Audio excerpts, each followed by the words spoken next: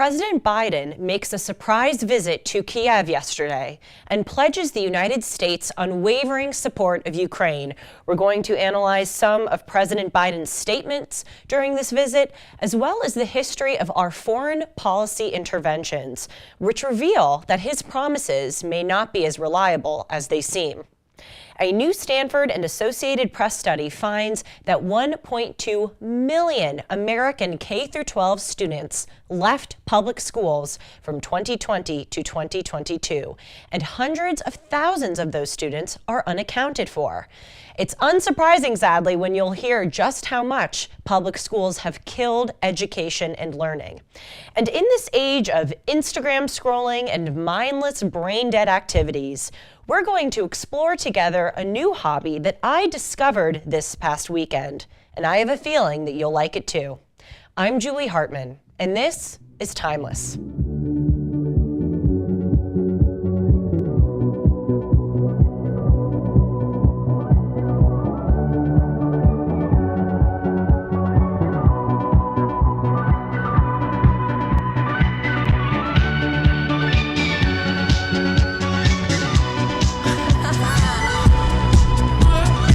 My darling listeners, it is Tuesday, February 21st, 2023. I hope that you all are well.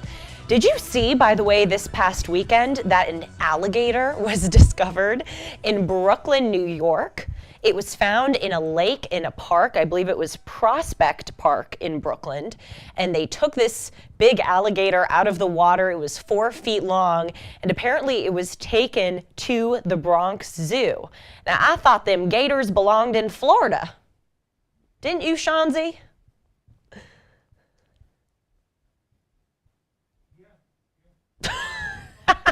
You know, I was waiting for a quick response back, and he just goes, yeah, thank you for that. Apparently he said what did you say? They don't call it the New York Zoo for no reason. Sean, you know, the reason why you're hired is to provide a quick response to me when I throw it at you here on air. So nice job with that, my friend. Anyway, on to more important news stories, though that was pretty shocking that there was a damn alligator in New York. But first, I have to tell you to please like, comment, and subscribe to this channel, and you can follow me at Julie R. Hartman. Now again, President Biden made a surprise trip to Kiev yesterday, as this week, which is on Friday, February 24th, marks 1 year since Putin's invasion of Ukraine. Now, people have been calling it the 1 year anniversary. I looked this up, and according to the official definition of anniversary, it just means a day, marking a day that something happened. But to me, it seems odd to use the word anniversary when referring to this invasion, because to me, that word evokes a sense of happiness surrounding an event, and God knows there is no happiness surrounding this one. Now, President Biden's surprise visit to Ukraine, it was a similar clandestine operation to the one that President George W. Bush made in 2003, when he made a surprise visit to troops in Iraq on Thanksgiving. There's a really cool video about this, by the way. I'm going to link it in the description, where they show how President Bush had to secretly leave Camp David, where he was having Thanksgiving with his family. He couldn't even tell his wife or his daughters where he was going. It was such a secret operation. And he flew out to Iraq, met with the troops, and then went back home. In President Biden's case, unlike President Bush, he doesn't have any U.S. troops to visit in Ukraine. Now, the White House says that they will be releasing the logistics of Biden's secret trip in the coming days.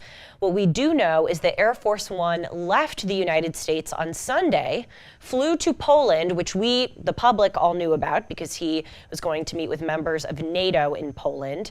And from there, he entered Ukraine from the Polish border.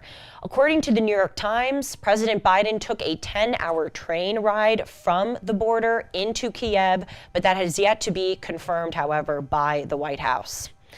President Biden stood with Ukrainian President Volodymyr Zelensky in front of Kiev's St. Michael's Cathedral, which is this beautiful blue and gold domed structure that has been the head of Ukraine's Orthodox Church since 2018. President Biden, alongside President Zelensky, laid wreaths to fallen soldiers, and President Biden pledged the United States, quote, unwavering support to Ukraine. Now, while President Biden was visiting Kiev, there were air raid sirens going off the entire time. But what's a little bit weird about it is that there was no apparent danger of an air raid occurring, because according to National Security Advisor Jake Sullivan, U.S. officials actually informed Russia of President Biden's visit a few hours before he arrived. This was, of course, to avoid any kind of conflict. And yes, we all should acknowledge that it is brave to go into a country during a war, but it seems like by playing these air sirens, they were certainly trying to make Biden seem more courageous and more in danger, but determined to prevail in spite of that. Let's listen to the video.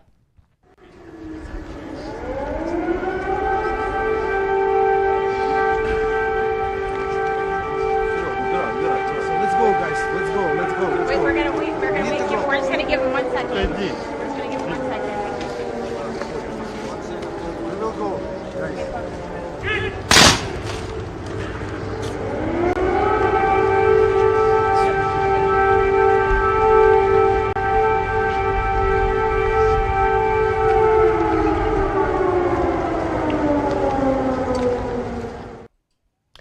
President Biden made several public remarks at this cathedral. He said, 1 year later, Kiev stands, and Ukraine stands, democracy stands. I thought it was critical that there not be any doubt, none whatsoever, about the United States' support for Ukraine in the war.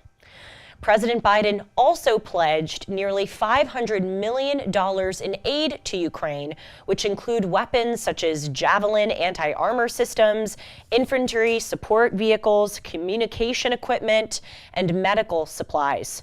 And he also pledged to put more sanctions on institutions that support Russian banks. Now, as important as those pledges are, and his verbal promises to support Ukraine, this next quote of President Biden's, I think, is more revelatory and worthy of note. He said, quote, Putin thought that Ukraine was weak and that the West was divided. He thought that he could outlast us. I don't think he's thinking that right now. Now, the first part of that quote is certainly true. Putin did think that Ukraine was weak, and he thought back on February 24th, 2022, that the Russians would prevail in just a few weeks in invading Ukraine, and he was sorely mistaken. We all know that the Ukrainians have demonstrated extraordinary resilience and resistance. However, that second part of the quote, where he says that Putin thought that he could outlast us, do you realize what a colossally ignorant statement that is? President Biden is acting like just a year later, the war is over. He's sort of thinking, here we still are a year later, and we're still kicking, and they thought they were going to scare us away. But what he doesn't seem to realize, even though he should because he's been in the game of politics for long enough, is that a year is not a long time for a war. The Vietnam War, for instance, lasted at least 10 years. Now, people have different start dates that they like to mark the war. Some people trace it back to the 1950s, when we, the Americans, aided the French, who were fighting the Vietnamese in what was called the First Indochina War. Some people mark it in 1961, when then President John F. Kennedy sent American military advisors to the region. But whatever date you mark it, the Vietnam War ended in 1975. So according to some, the Vietnam War was as long as 15 or 20 years. The Iraq War is another example of an extremely long war. It was 9 years long, from 2003 to 2011. And the Afghanistan War was 20 years long, from 2001 to 2021. So for him to say that Putin thought that he could outlast us, the verdict is hardly in. just 365 days later. Also, Russia has a much larger population than Ukraine, 143 million to Ukraine's 44 million, and a far, far larger economy, nearly 9 times greater by GDP in 2021 than Ukraine. And history tells us, whether it's the American Civil War, the Eastern Front, and the Pacific Theater in World War II, that the side with the larger population and the larger economy usually wins in a war of attrition, which this Ukraine conflict has already become.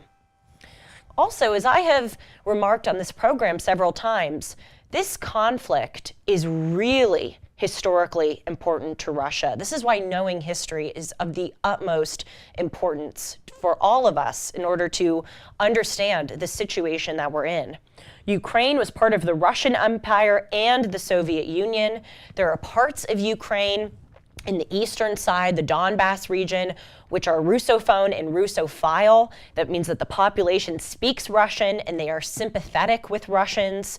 Russians also want to badly keep control of Sevastopol, which is a military base in Crimea. And Crimea is, of course, the peninsula in Ukraine that juts out into the Black Sea. Putin invaded it in 2014 and took control over it. And the reason why it's so important is it allows traders to go through the Black Sea and into the Mediterranean. So any power that has control of it hugely economically and militarily benefits as a result of it. And in addition to all of these historical factors, Putin has made it very clear throughout the years that he does not want Ukraine to become more aligned with the West. And specifically, he takes great umbrage to the fact that we, the United States, have wanted Ukraine to join NATO. When President George W. Bush pushed NATO to take in Georgia and Ukraine as members in 2008, Putin, within 4 months of that announcement, invaded and occupied parts of Georgia, about 20% of that country, which he still controls today. And when Ukraine underwent the Maidan Revolution in 2014, in which they ousted a pro-Russian leader in favor of a pro-Western leader, Putin invaded Crimea. And then fast forward to 2021, when President Biden and his Secretary of State, Anthony Blinken, announced a strategic partnership agreement in which they pledged again that they wanted Ukraine to join NATO, Putin invaded the entire country. So to distill all of this information that I gave you into one sentence, it would be, Russia isn't going anywhere. Whether we like it or not, they are determined to stay in this conflict for the long haul. So for President Biden here to beat his chest just does not seem wise.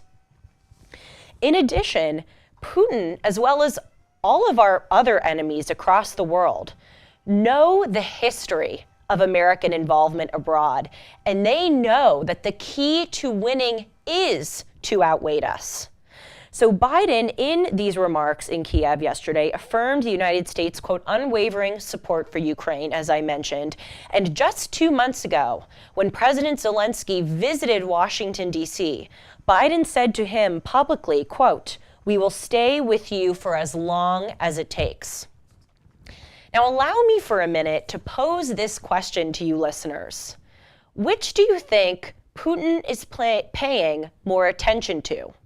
Biden's words of yesterday and of the past few months, or Biden's messy, cowardly withdrawal from Afghanistan about a year and a half ago?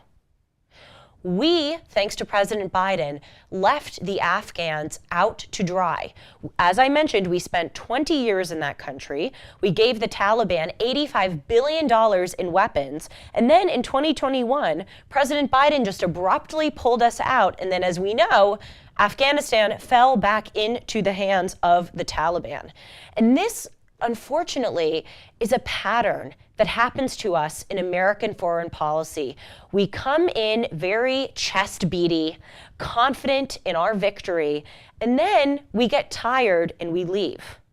It happened in Afghanistan, as I just mentioned. It also happened in Iraq, and it happened in Cambodia and in Vietnam. Ho Chi Minh has this quote. that he said in the 1960s, where he said, you know, the Americans are coming into our country and trying to prevail, but what they don't realize is that we are going nowhere. This is our home. They're going to get tired and eventually they're going to leave, but we're here to stay and we want to prevail. So paradoxically, even though Biden is seeming very confident that we have proven to Putin that he cannot outweigh us, I think if there's any winning strategy for Putin, it is to outweigh us. And I hope I'm wrong, but we may see in 5 to 10 years that Americans may get tired of helping Ukraine and then eventually Russia will prevail. And we already see that American support for the war has softened. Back last year, in March and April, just after Putin invaded, support for aiding Ukraine among the American population was at 60%, and now it has fallen just a year later to 43%. What's also important to note in this story is that Russian officials have described the president's visit as a provocation. I'm going to read to you 2 quotes from members of Russia's State Duma, which is their Congress. Sergei Minrov, who is the leader of Just Russia for Truth faction in the State Duma, wrote on his Telegram channel, quote, "Just what does this visit show? Only that the American president is still able to move independently." Oh God, that was a diss. "Able to lay flowers and be photographed. The West, with its intimidating and demonstrative visits, must realize that they have no impact on Russia." Another State Duma deputy, this one is named Mikhail Shiramit, he is for the ruling United Russia representing Crimea, told the Russian state news agency, quote, "This is a provocation. There is no other way to call it. A visit to the territory of a country that is party to the conflict is a defiant and blatant step that will have merciless consequences for the Kiev regime."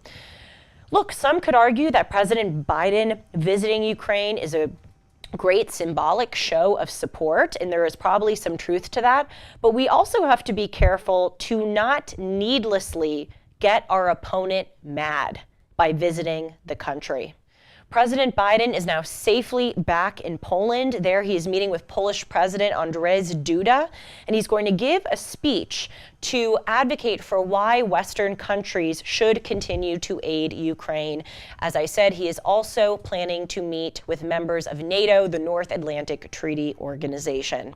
And speaking of foreign policy, I'd like to make you all aware of an article that I wrote last week in The American Spectator. It's called "She Must Be Laughing." I've put the link in the description of this video below. And in this article, I start off by detailing that since 1949, when mainland China fell to the communists and Chiang Kai-shek and his GMD party went to Taiwan, the United States has pledged its support to an independent, free Taiwan. And for much of the 20th century and even into the 21st century, we were able to provide that should China invade the country. But now I detail in this article that despite the fact, again, that we once had the strongest military in the world, China is surpassing us in air and naval and even space capabilities. And I also explore in the article why China is interested in Taiwan at this moment in history now. I would give more details, but I want to give you a little tease so that you go ahead and read the article. And please do let me know what you think. I always love hearing feedback. You can email it to me at julie@julie-hartman.com. And it's especially timely because a Pentagon official is visiting Taiwan in the next few days. And this will be the first visit from a U.S. official since then House Speaker Nancy Pelosi visited Taiwan last summer. And in our final news story of the day, a shocking analysis has been published by Stanford University and the Associated Press, which found that K through 12 public school enrollment dropped by 1.2 million from 2020 to 2022. They say that those are the first 2 years of the pandemic. And this is what Dennis Prager says all the time, when they say that the pandemic caused this mass exodus, they're sort of blaming it on the wrong thing. It's not so much the pandemic as it was the lockdowns that our policymakers enforced in the wake of COVID.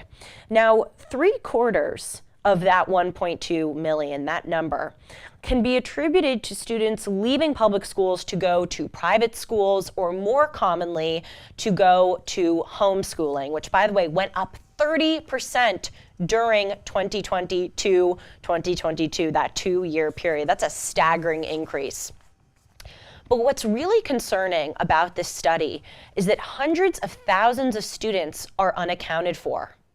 In the 21 US states where school enrollment data is available, 240,000 students who left public schools cannot be accounted for. We don't know if they went to private schools, we don't know if they went to homeschooling, they just did not come back to the classroom. And in California specifically, public school enrollment fell by 270,000, and over half of those students cannot be accounted for. Now, people are saying that this can be attributed to a few things. First, parents may be teaching their students at home without reporting it publicly. That could certainly be the case.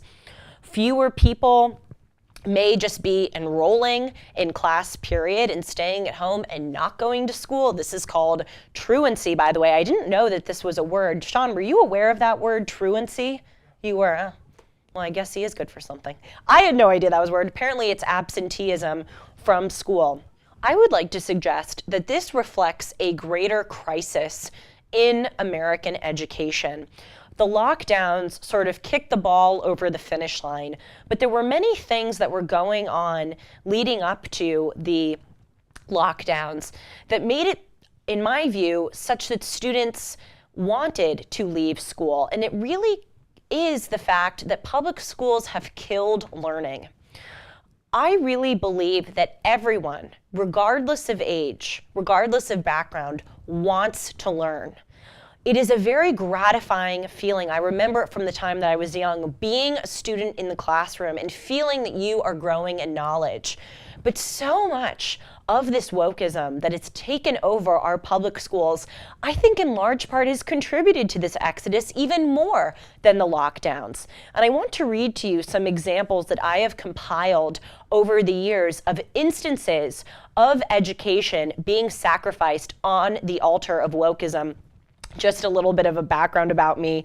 I organize myself very diligently, some could say very neurotically, but I have these folders of different issues. And over the past couple of years, I have cut out articles and put them into these labeled folders to keep track of the developments. And this one is called The Destruction of Our Education System, and it is one of the thickest folders that I have. And I'm going to read to you, again, some of these instances. The Michigan Department of Education has encouraged teachers to facilitate child sexual transitions without parental consent. And they have put their teachers through these symposiums, through these conferences and meetings where they have taught their teachers not how to better teach science or reading or math, but again, to help them facilitate these students' sexual transitions. And the students are as young as 10 years old that they are helping facilitate. The Oregon Department of Education, this is back in 2021, launched a program where they sought to undo racism in mathematics.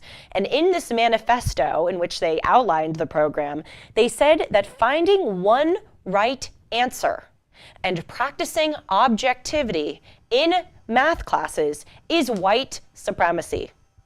You literally cannot make this up. It is so ridiculous. But again, this is what is happening across our country, in the state of Oregon in this case, that the math curriculum is being upended because apparently one right answer is white supremacy, okay?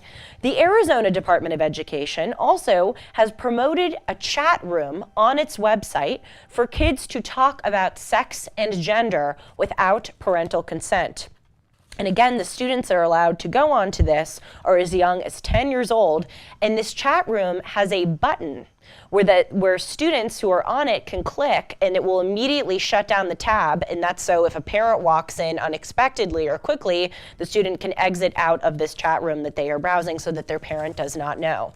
The New Jersey Department of Education has implemented discipline codes where it says that it's going to punish specific, schools that do not teach its diktats about gender identity, which include, of course, the fact that gender is fluid, that there are many different genders, but also that people don't have to identify as a gender, and that what the gender that you are born with may not be who you really are. Again, this is targeted for children as young as 10 years old. I will keep going. The LAUSD school district here in California, which has about 450 schools under its jurisdiction, has Rainbow Club meetings every month where they teach students as young as 4 years old about sex and gender, and these include drag queen story hours.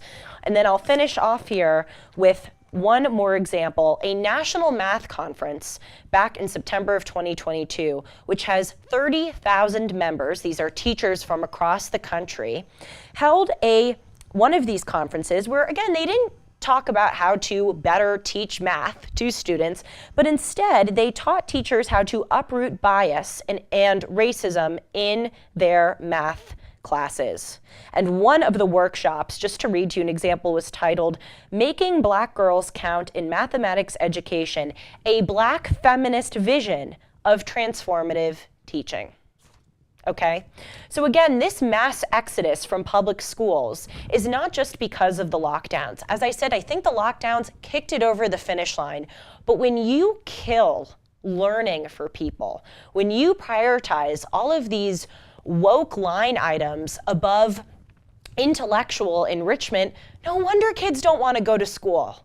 Again, it's not that hard to understand.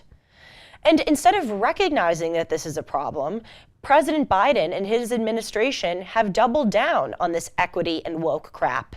Just a few days ago, for instance, he issued an executive order where all federal government departments, this is the Department of Agriculture, Department of Education, Department of Defense, I could go on, but you know them, they have to establish, quote, agency equity teams for racial equity. President Biden has appointed Susan Rice, who is going to be the chair of this new White House Steering Committee on Equity. And this executive order is called the Executive Order on Further Advancing Racial Equity and Support for Underserved Communities Through the Federal Government. Nice. Now, finally, in some good news, to lighten the mood a little bit, I'd like to talk to you about a hobby that I developed this past weekend. Now, for those of you who listen to Dennis and Julie, Dennis and I in recent episodes have been talking about the importance of sober fun. By sober fun, I mean having hobbies and having fun in ways that do not involve going out and drinking and having alcohol. And I brought it up to Dennis because so many people in my age range tie having fun to drinking. And by the way, I understand. I just graduated from college less than a year ago, and that was always the case. And in many cases, that isn't necessarily a bad thing. But as we get older, I think it is really, really important for us to develop good habits. And part of developing good habits is making sure that the fun and recreation that you participate in isn't always tied to substances. So I've been really trying to adopt it myself. And I came up with something this weekend that I'd like to share with you, and I think that you might enjoy. So I love reading Dennis's Torah commentary. I actually have it right here. Shameless plug for it. It's called, I have to look at the title even though I'm advertising it to you. It's called The Rational Bible. This one is Genesis. And I started reading it, not even to become more religious, just to become a more informed citizen. I thought, if millions, not just millions, if billions of people believe in Christianity and in Judaism, I should learn this. If this was the foundation of our society, of the country that I'm living in, again, it's something that I should know. But anyway, as I was reading it, I became a believer in God. I don't really know theologically how I identify, but I just want to say it is such an incredible book. There is so much wisdom baked into it, and I like to reread it sometimes to grow in that wisdom. So this weekend, I was reading the Tower of Babel story, which is Genesis chapter 11. It is just an amazing, amazing story. I'd like to read to you a few quotes. It says, everyone on earth had the same language and the same words. They said to one another, come, let us build a city and a tower with its top in the sky to make a name for ourselves. Now, this is important. So Genesis is saying that all of these people, again, came together and they wanted essentially to be famous, to glorify themselves by building this tower to the sky. And in the story, God destroys this tower. And there's a lot of wisdom revealed as to why he does it. Let me again read the text. It's very short. The Lord came down to look at the city and the tower that man had built. And the Lord said, if as one people with one language for all, this is how they have begun to act, then nothing they propose to do will be out of their reach. The Lord confounds their speech. These people stop building a city. He scatters them around the world. And then the story ends by saying that's why it was called Babel, because the Lord confounded the speech of the whole earth. And from there, the Lord scattered them over the face of the whole earth. I'm telling you this story as background to get to the hobby portion of my commentary here, but this is important background information to know because this story is so relevant for today for so many reasons. First, as Dennis writes, this story shows that too much unity is a bad thing. It's a very idealistic thought to think that all of us could live under one government. There have been proposals for that. People talk about one world government of all the people around the earth under a select few who exercise dominion over them. People think it may be a good thing for all of us to speak in one language. But again, this story indicates that diversity, notice I use that word, true diversity is a good thing. And by the way, the founders of our country understood that. That's why we have various political parties. That's why in our Constitution there's such a thing as separation of powers, a division between the federal government and the state government. Again, diversity is a good thing. And the second piece of wisdom from this story, and arguably the bigger one, is that this story is a metaphor against pridefulness. We live in a very prideful time right now. We don't think that we need the wisdom of traditions. We say that our founding fathers were just these horrible racist bigots who have nothing to impart to us today. We spend recklessly. The Congress just voted to increase the debt ceiling. We think that we can just spend and spend and spend and it will have no consequences for us. We're trying to transition to electric powered vehicles only. Again, we think that we can just accomplish whatever we want. And we just, in general, think that we know better. And even if you look at transgender surgeries, or even something like ChatGPT, those are instances of pridefulness. Because it shows that we can just grow and grow and grow. This quote here in the Tower of Babel story where God says, nothing that people propose to do will be out of their reach if I do not confound their language. That is a very, very important line there.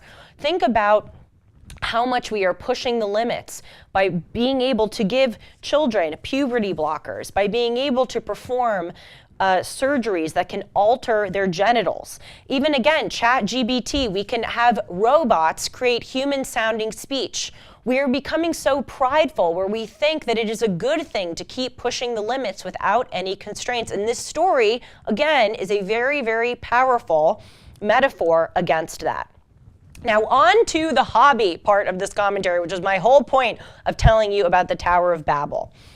I have decided to do this thing that whenever I read a story, whether it's in Dennis's Genesis commentary, whether I'm reading a book that references a famous battle or a famous event in history, I like to go on Google and look up paintings that depict that specific story. Again, this is my attempt at having sober fun, developing good, rich hobbies that will build my character and strengthen me intellectually and personally.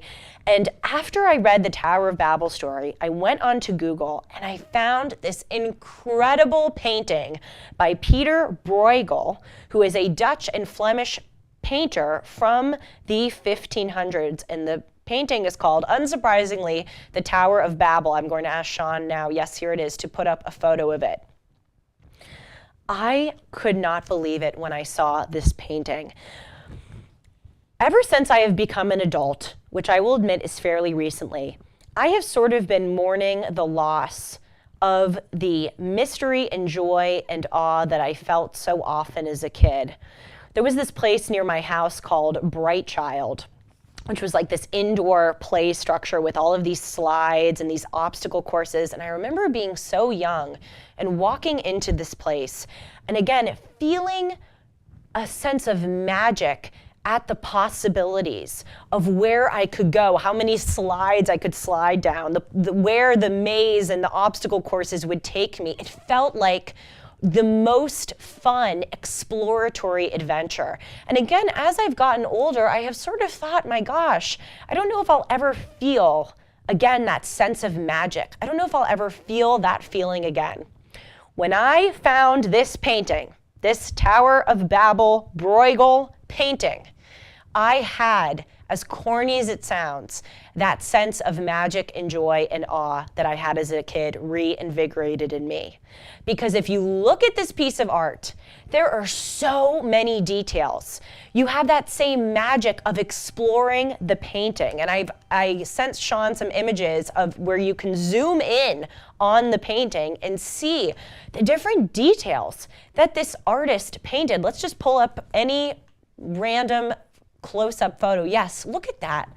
Look at those homes of all of those different colors that Bruegel painted. And if you zoom in, Sean can't do it here, but if you go on Google Arts and Culture, it's this app, you can really, really zoom into the painting. And you can see on that little bridge there, there's people crossing the bridge. There are people playing on the grass below. It's just, again, extraordinary, the level of detail that Bruegel employs here.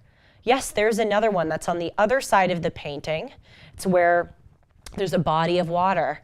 You see those guys on that wooden floating raft making a little hut there? And then you see the people on shore who are working with cranes and trying to load up more equipment to build this tower. Again, it's just the detail. The exploration is just magnificent. Let's go on to another one. Yes, that's at the top of the Tower of Babel. By the way, Bruegel, unsurprisingly, was very much influenced by the Roman Colosseum, and you can see that his depiction of the tower seems to resemble the Colosseum. Look at all of those people who are doing, if you zoom in even more, individual tasks on this tower. Let's look at one more close-up image of this one. Yes, that's within some of the layers of the tower. You see that people have built huts. You see that there are wagons. Again, more people doing various tasks. They're talking with one another. It looks like one of them is carrying hay. Okay, then this is the final one. That is King Nimrod being depicted there. He apparently was the king that ordered this tower to be constructed. Now, I just read to you most of the story of the Tower of Babel. The Bible doesn't say that King Nimrod was involved in it, but that's sort of been the historical myth or received wisdom. And here Bruegel paints this guy. And look at all the people around him and down praying to him. And if you look at the details of their faces, Bruegel's just masterful at kind of making those fun and interesting. You see the guy on the right of King Nimrod. He looks like a little nymph. His face is kind of weird. It shows you the way that Bruegel incorporates some humor here. Anyway, I just wanted to share this with you because I thought it was just so much fun and part of, I think, developing good hobbies is sort of crowdsourcing and asking other people what they do for fun. And I'll tell you, Robert Florzak really influenced me. For those of you who watch the show, I interviewed Robert Florzak. He is this magnificent artist. He actually designed the logo for Neverland Ranch, Michael Jackson's ranch, of course. His work is also in the private collections of Whoopi Goldberg, the corporate offices of AT&T. He's just an incredible artist. He also designed the cover of Dennis's Torah commentaries, and we did this great episode together on this show called The Art of Art, where I asked him to identify 5 paintings that he thinks that everyone should know. And he really inspired me because during that talk, I kept asking him to help me see what was so grand and amazing about the painting. And I was asking him these very specific questions about the technical expertise of the artist, about the historical background, about the social commentary. And one of the things that Robert said to me was, Julie, there's no one right way to appreciate art. In fact, sometimes focusing on those details, sort of being enslaved to this idea that you have to be an expert, ruins the image for you. In order to have fun with art, just look at it and appreciate it. And I feel like he really liberated me and allowed me to enjoy Bruegel's painting. Frankly, I don't know very much about Bruegel or his background, but I don't need to, because looking at that Tower of Babel painting, again, allowed me to just enjoy the magic of it. Before we end, I have to show you another Bruegel painting because I kind of went down a Bruegel rabbit hole after I discovered this one. This one is called Dutch Proverbs. Again, I've asked Shanzi to put up a photo of it. Now, from kind of a zoomed out point of view, when you see this painting, it looks very chaotic. But again, the mastery of Bruegel is when you zoom in and you see all of these different things that are going on. And this painting, apropos of its name, depicts many Dutch proverbs or sayings that reveal some wisdom. So if you look up there in the top left corner, there looks like there's a magician and he's allowing some cards to kind of float into the wind. And then if you zoom in other places, you see there's a shark coming out of the water. There are people skinning a goat. There are people conversing. There's someone at the top of the painting running away. There's someone in a tower. I mean, the whole thing is just so fun and interesting. Again, the point of this segment, if nothing else, is just to provide an example of what a rich, fun activity looks like. And as corny as it sounds, the thing that I got from looking at this painting this weekend is that life is so cool. We don't need alcohol or substances, as fun as they are at times, to allow us to have fun. We just need to be able to appreciate all of the offerings that life has to us, including some pretty extraordinary pieces of art. I hope that you enjoyed the show today, and remember that each of our thoughts, choices, and actions shape who we are. So let's think clearly, choose wisely, and act with principle and determination. See you all tomorrow. Thanks so much.